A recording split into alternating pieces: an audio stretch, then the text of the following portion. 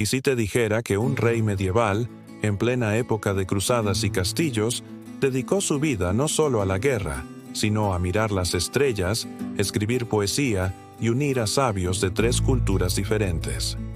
Y que su ambición no se detuvo en las fronteras de su reino, sino que llegó hasta el mismísimo Sacro Imperio Romano Germánico. Este no es un cuento de fantasía. Es la historia real de Alfonso X de Castilla, un monarca cuyo apodo, el Sabio, se queda corto para describir la magnitud de su legado. Un hombre tan adelantado a su tiempo que un cráter en la luna lleva su nombre. Acompáñame a descubrir al rey que intentó gobernar la tierra con la vista puesta en el cosmos. Nacido en Toledo en 1221, Alfonso no era un príncipe común. Su linaje lo conectaba con las casas reales más importantes de Europa, incluyendo la nobleza germánica, un detalle que marcaría sus futuras ambiciones. Su padre, Fernando III el Santo, un rey guerrero y unificador, se aseguró de que su hijo recibiera una educación sin precedentes. Mientras otros nobles aprendían solo a usar la espada, el joven Alfonso se sumergía en el estudio del latín, el árabe y el hebreo. Su mente curiosa no se detenía ahí. Devoraba textos de filosofía, música, derecho y sobre todo astronomía. Toledo, la ciudad de las 3 culturas, fue su primera universidad, un crisol de conocimiento que forjó en él un espíritu abierto y universal. En 1249, su matrimonio con Violante de Aragón, hija del poderoso Jaime I, no fue solo un acto de amor, sino una brillante jugada estratégica. Esta alianza fortaleció los lazos entre los 2 reinos cristianos más importantes de la península, creando un frente unido crucial para los desafíos que se avecinaban. 3 años después, en 1252, tras el fallecimiento de su padre, Alfonso ascendió al trono de Castilla y León. Lejos de abandonar la labor militar, la continuó con vigor.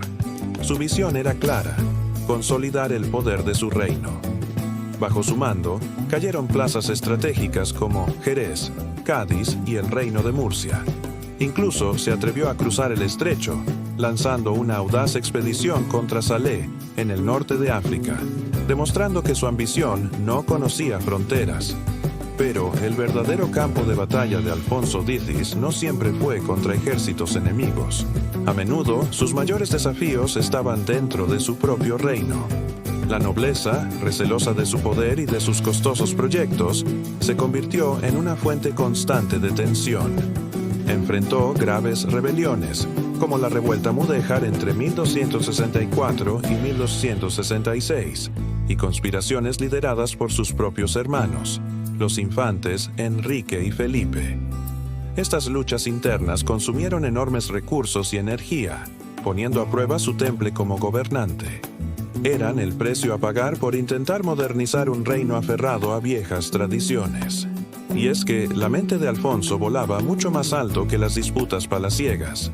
Su mayor sueño, su proyecto más ambicioso, fue el pecho del imperio. Gracias a sus conexiones familiares por parte de madre, aspiró nada menos que al trono del Sacro Imperio Romano Germánico. En 1257, un grupo de príncipes alemanes lo eligió emperador. Un logro diplomático asombroso. Durante casi 20 años, invirtió fortunas y esfuerzos diplomáticos para hacer realidad este sueño imperial. Sin embargo, la fuerte oposición del Papa y el descontento creciente en Castilla por los enormes gastos acabaron por hacer fracasar su aspiración. Aunque no logró ser coronado en Aquisgrán, esta aventura demuestra la escala de su visión. Un rey castellano que se veía a sí mismo como un líder para toda la cristiandad. Mientras soñaba con el imperio, Alfonso no descuidaba la administración de su reino. De hecho, fue un reformador incansable. Para potenciar la principal riqueza de Castilla, la lana, fundó en 1273 el honrado Consejo de la Mesta, una organización que durante siglos reguló la ganadería trashumante, protegiendo las rutas de los pastores. Impulsó ferias comerciales, reformó el sistema monetario y modernizó la hacienda real. Eran medidas pragmáticas diseñadas para construir un Estado más fuerte, centralizado y próspero.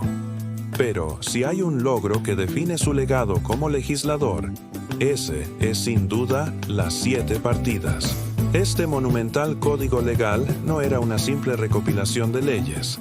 Era una obra enciclopédica que abarcaba todos los aspectos de la vida, desde el derecho civil y penal hasta la organización de la Iglesia y el ejército. Inspirado en el derecho romano y canónico, su objetivo era unificar y modernizar el sistema jurídico de Castilla.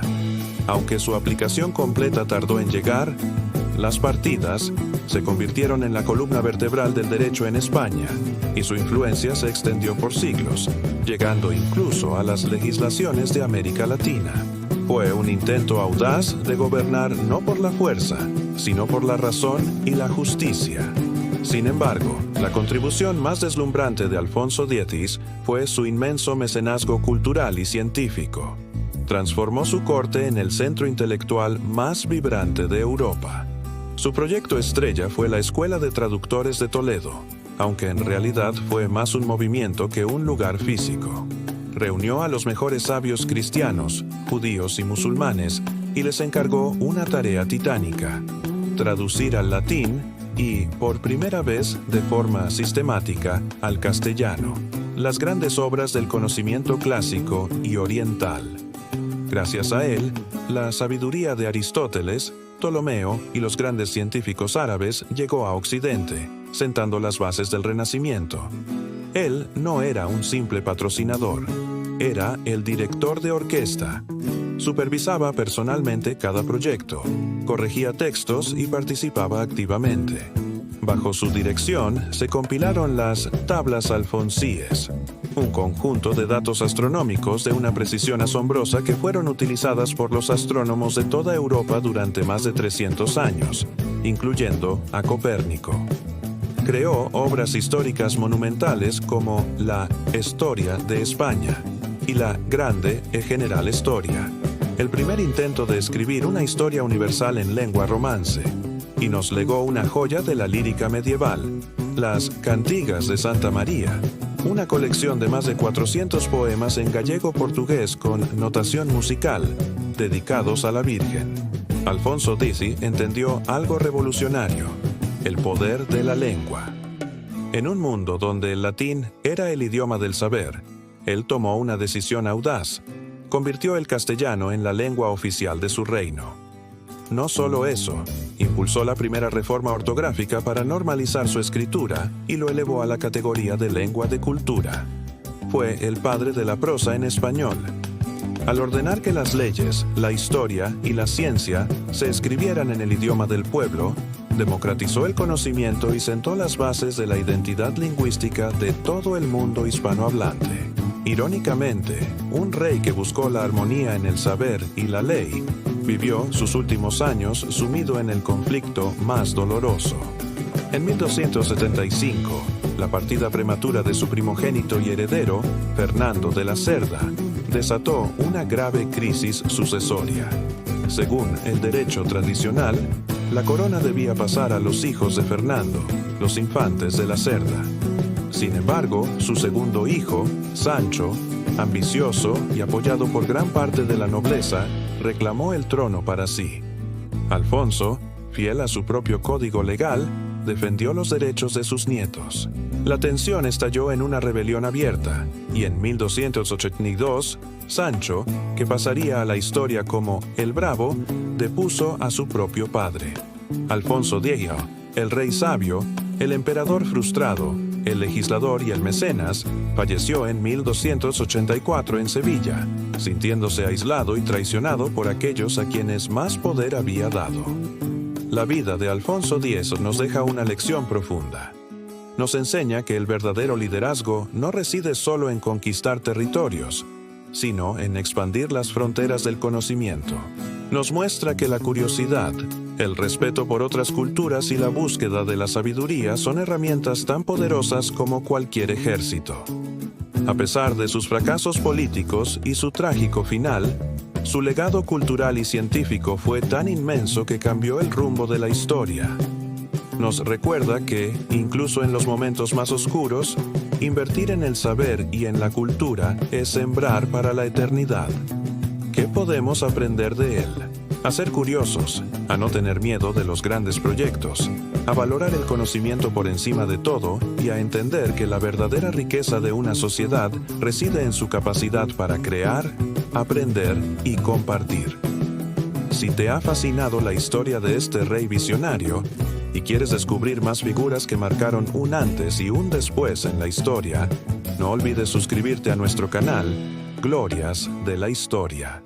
Dale a me gusta, comparte este video y déjanos en los comentarios qué otro personaje te gustaría conocer. Gracias por acompañarnos en este viaje al pasado.